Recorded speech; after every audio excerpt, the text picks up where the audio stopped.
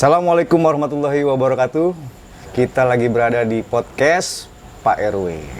Oke, sekarang kita bersama dengan Habib Ibrahim Alatas atau biasa dipanggil Bib Bob. Kenapa itu Bib? Bisa dipanggil Bib Bob itu kenapa itu? Bismillahirrahmanirrahim. Assalamualaikum warahmatullahi wabarakatuh. Sebetulnya Bob itu nama panggilan kecil. Nama sih sebenarnya Ibrahim, nggak berubah-ubah, di KTP juga Ibrahim gitu. Cuman karena ada keluarga kita sedikit ngadopsi gaya-gaya orang dulu, biar keren gitu. Ibrahim dipanggilnya Bob gitu. Jadi itu sebetulnya kalau namanya Bob, itu panggilan kecil gitu. Tapi nggak apa-apa itu ya, panggil Bib Bob atau apa gitu. Nggak apa-apa. Asik. Asal ya? jangan panggil jangkrik. Jangkrik bos gitu. Iya. Oke nih Bib nih. Mungkin dalam beberapa hari ya, kita akan ada kurban nih. Iya. Ya, otomatis kita juga harus paham dengan makna kurban. Oke, yang mau saya tanyakan, kenapa kita harus berkurban, Bib? Ya, Bismillahirrahmanirrahim.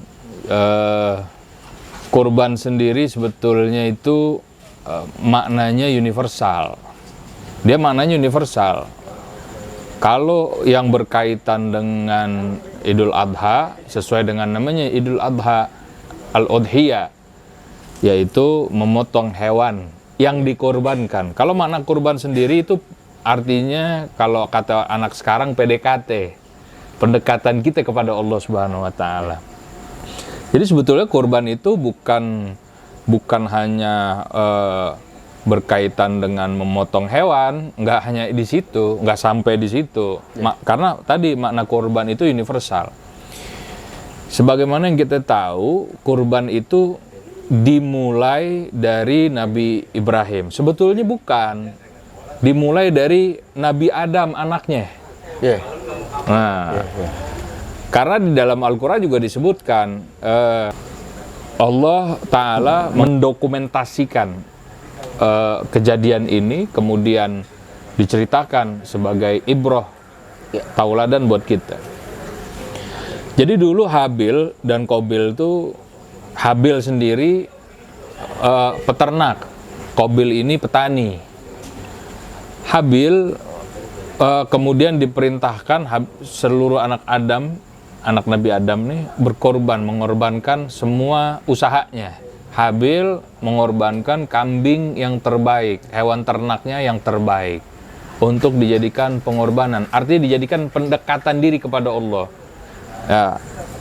Qabil ini memberikan hasil taninya yang terburuk, yang terbaik dimakan sama dia.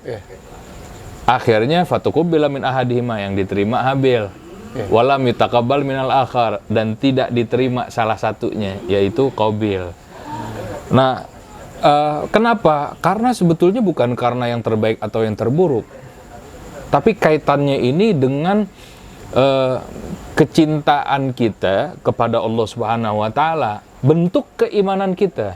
Karena Allah Ta'ala menyatakan itu, alladzina amanu asyaddu hubban lillah. Orang yang benar dia punya iman di dalam hatinya, maka dia akan benar-benar cinta kepada Allah.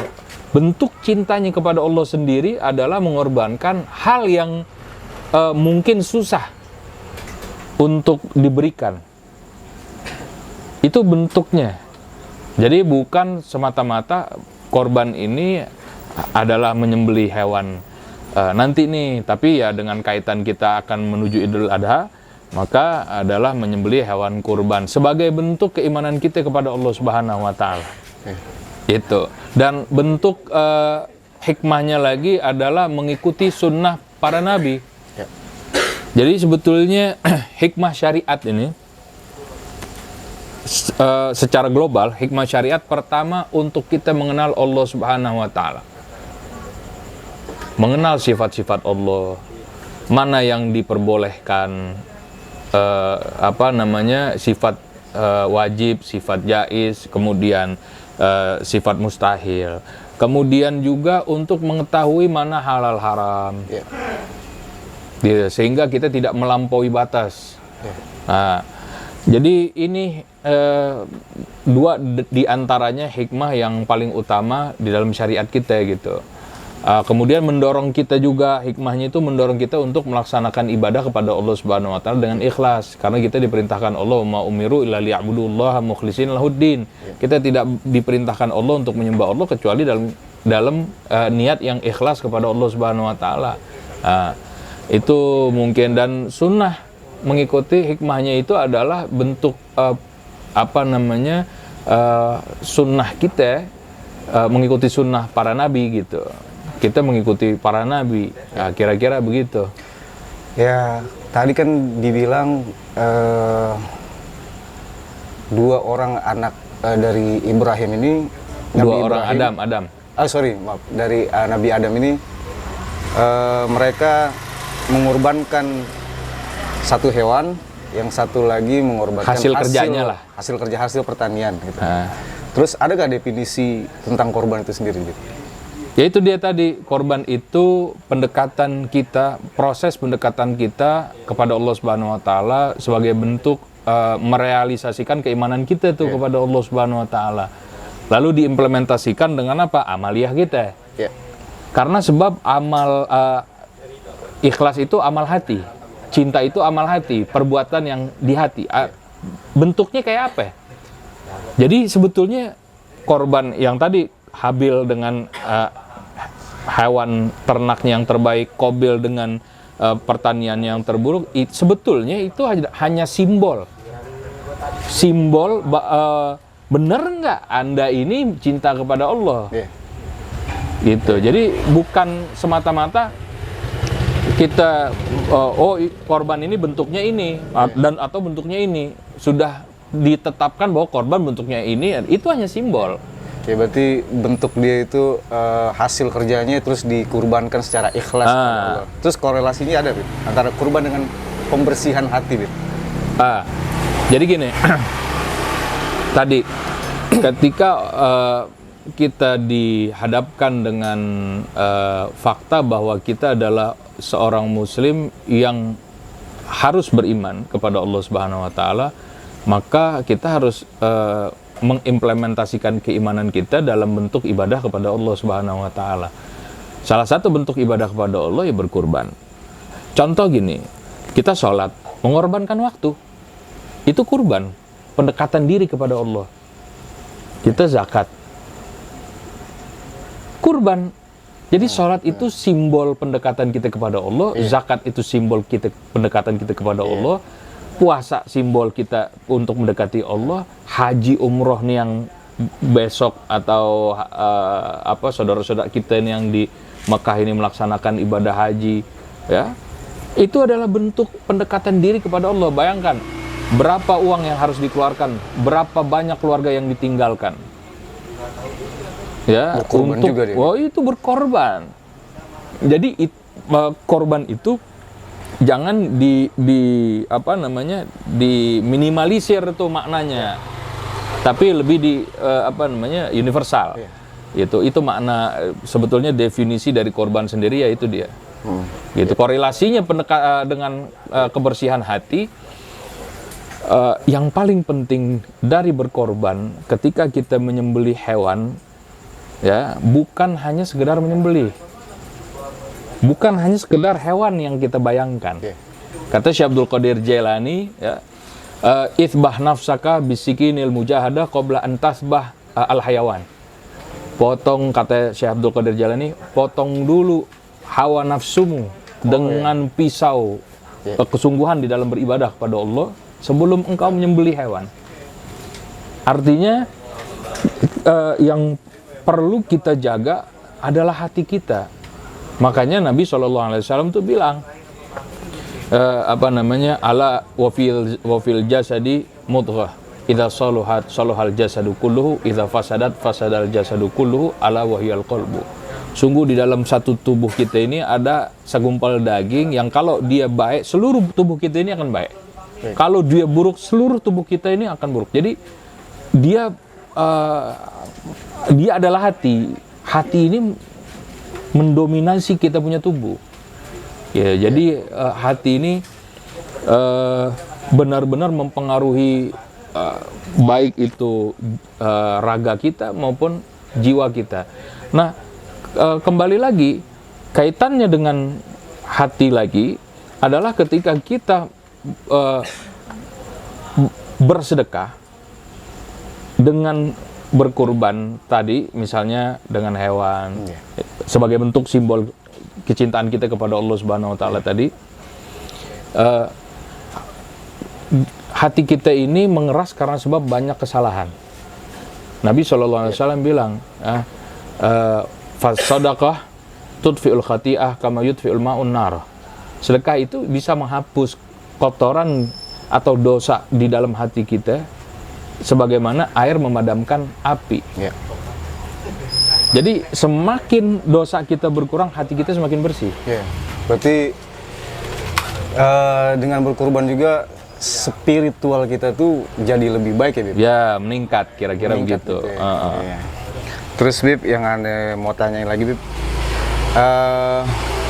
selain hikmah-hikmah yang tadi kita dapatkan ya, ada pertanyaan nih, Bib, kadang-kadang nih, Bib, ya. Lebih baik mana nih, Bib? Maksudnya lebih didahulukan mana? Orang ini berakekah atau berkurban? Karena biasanya kalau lagi menjelang kurban kayak begini, mereka tuh pada bingung. Mau akekah, mau namanya akekah dulu, apa mau berkurban kan gitu. Oh, iya.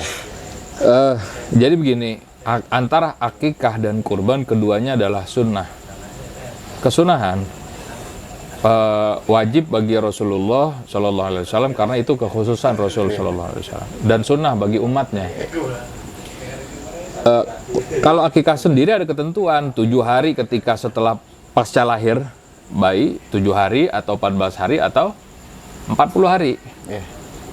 Ya. Kalau lewat 40 hari ada ulama mengatakan tidak gugur udah kesunahannya, ada juga yang mengatakan bima tayasar, kapan aja mampu. Kondisinya kalau seandainya misalnya kita udah dewasa tadi, berbarengan mau berkurban dulu apa, digabung aja. Oh gitu. Digabung aja, niatnya jadi satu. Nah, karena sebab dia mampunya apa? Mampunya akikah seekor kambing misalnya. Pas di hari raya dia pengen berkurban juga, ya gabung aja niatnya. Disunahkan gitu. ngambil bagian, karena sebab kurban itu pendekatan kita kepada Allah, artinya kita serahkan kurban ini kepada Allah dan Allah yang memberikan kepada umat, kepada hambanya. Jadi itu sebetulnya kurban itu untuk hambanya Allah lagi tuh. Hablum minanas kaitannya. Kalau akikah benar-benar 100% itu disunahkan untuk dibagi gitu. Nah, jadi itu aja, dan bentuknya udah dimasak kalau akikah. Perbedaannya di situ. Tapi ya apakah kemudian boleh? Ya boleh. Digabung itu boleh, nggak ada masalah. Terus gitu. Ada lagi nih, Bib. Bener gak kalau kurban sapi itu buat 7 orang, kambing itu buat 1 orang? Ya. Itu gimana ketentuannya tuh, Bib? Jadi gini, sapi, onta, boleh 7 orang, boleh kurang dari 7 orang, nggak ada masalah. Tapi kalau kambing hanya untuk 1 orang. Adapun untuk rumah tangga keluarga nih, kan itu sunnah dia kifayah. Sunnah kifayah. 1 orang melakukan, gugur kesunahan dari semuanya. Oh gitu. 1 orang melakukan, gugur kesunahan dari semuanya. Adapun dulu Rasul Shallallahu Alaihi Wasallam tuh nyembelih hewan, kemudian Rasul bilang hadhil udhiya anni wa an ummati. Itu lain, itu kekhususan Rasulullah. Gitu. Kita tetap berkurban berarti. Ya, walaupun artinya Rasulullah pernah ngomong kayak begitu ya. Pernah. Nah, kenapa Rasulullah ngomong begitu? Karena sebab untuk meringankan beban umatnya. Benar.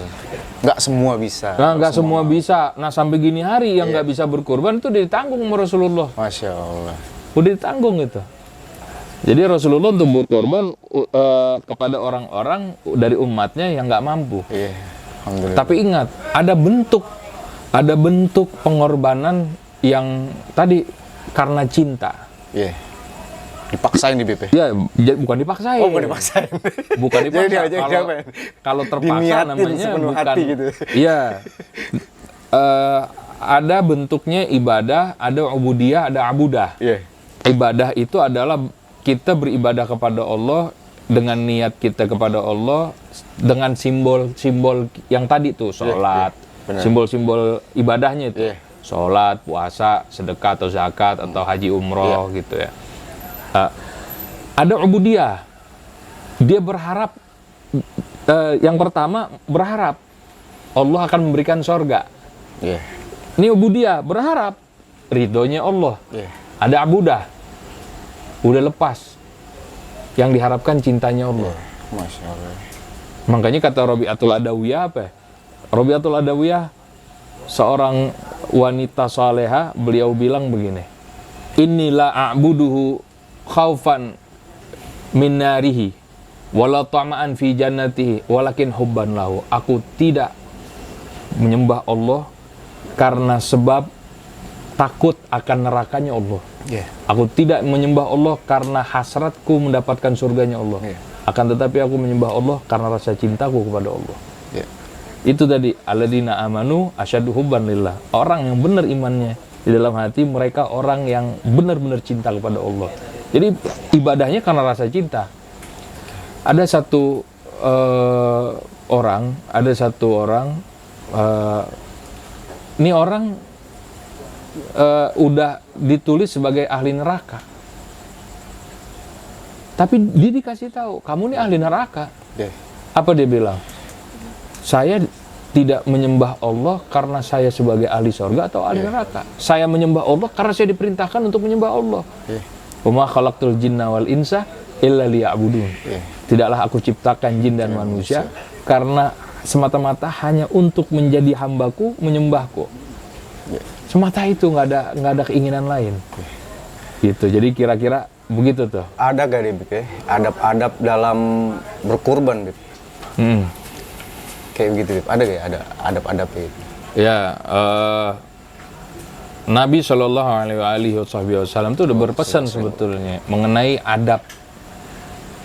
Innallaha katabal ihsan ala kulli syai'. Fa idza qataltum fa ahsinul qitlata wa idza dabahtum fa ahsinudz dzibhata wal yuhidda ahadukum syafratahu wal yurih dzabihatahu. Allah Subhanahu wa taala mewajibkan berbuat baik di dalam setiap aspek. Dalam aspek apapun.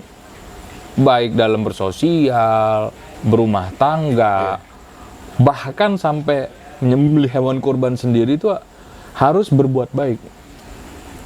Lalu bagaimana cara berbuat baiknya tuh di dalam menyembelih hewan kurban? Kata Nabi SAW, kalau kalian ingin berkurban, memotong hewan, ya, maka tajamkan pisau, ya, kemudian sembelih dengan secepat-cepatnya. Jangan pisaunya tumpul di kesat-kesat begini, pelan-pelan tuh. Itu nyiksa, nggak boleh. Sayang menyiksa itu haram. Iya, menyiksa itu haram. Ya, diharamkan, dilarang. Gitu. Jadi adab-adabnya itu yang perlu kita pahami itu. Nah, kira-kira begitu. Terus kalau hari besok kan nih kita jatuhnya hari Jumat nih, Bib, nih. Motong nih. Ada juga mungkin ada orang yang hari Sabtu atau hari berikutnya itu gimana sih, Bib, ketentuannya, Bib, kalau berkurban? Nah, jadi berkurban itu waktu berkurban gitu maksudnya, Bib. Waktunya. Iya. Waktu berkurban itu dari mulai namanya Idul Adha, Udhiyah, waktu duha. Iya. Dimulai setelah kita sholat Id. Iya. Nah, kemudian mulai itu prosesi penyembelihan hewan kurban. Hari pertama dan 3 hari tasyrik, artinya boleh 4 hari. Boleh 4 hari, iya. 3 hari tasyrik itu 11, 12, 13 Zulhijjah. Nah, kalau keluar dari itu, apakah menjadi kurban? Enggak, tapi jadi sedekah. Batasan waktu ke hari Tasyrik waktu maghrib. Oh, berarti hari keempatnya tuh? Hari ketiga. Tasyrik, waktu maghrib. Oh, gitu. Nah, udah jadi ganti hari berarti. Keluar dari waktu maghrib, udah Ya. namanya udah sedekah. Udah bukan lagi udhiyah atau menyembelih hewan kurban untuk niat berkurban gitu. Oke. Terima kasih, Bib. Ya, Teman-teman, sama-sama. atau ya abang-abang atau encing-encing ya. Sampai di sini obrolan kita di saungnya Pak RW. Kira-kira ada resume dari pembicaraan kita kali ini, Bib? Bersihkan hati dengan kurban. Siap, terima kasih Bib Bob. Oke. Sama-sama. Demikianlah ya obrolan kita dengan Bib Bob ya, atau Ibrahim Alatas, Habib Ibrahim Alatas. Semoga kita mendapatkan hikmah dan semakin bertakwa. Besok kita balik lagi ya di podcast Pak RW.